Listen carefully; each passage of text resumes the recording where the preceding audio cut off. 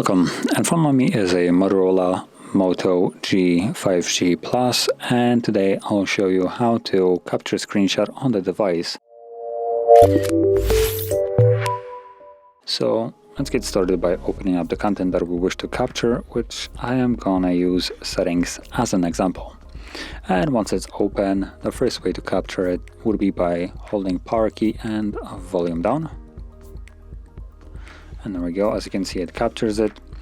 Now, as you can see, there's a couple different things like edit, share, delete, and also a scrollable option there. So I'm gonna capture it again just so we can get to the scrollable.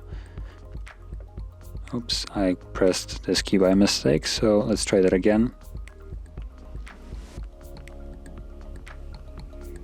There we go.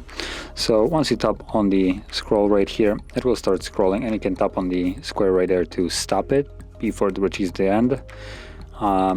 If the page doesn't actually have an end, it will scroll continuously. So from here, we can go into our photo gallery once you have captured screenshots, and as you can see, there they are. So there's the scrollable one.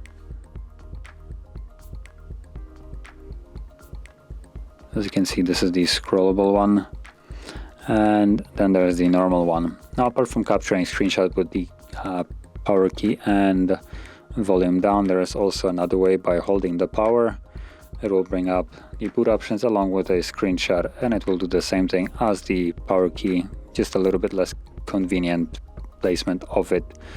And sometimes you can also find a toggle somewhere in the notification panel, which doesn't seem to be the case on this device. But that is how you capture screenshots on here, and if you found this very helpful, don't forget to hit like, subscribe, and thanks for watching.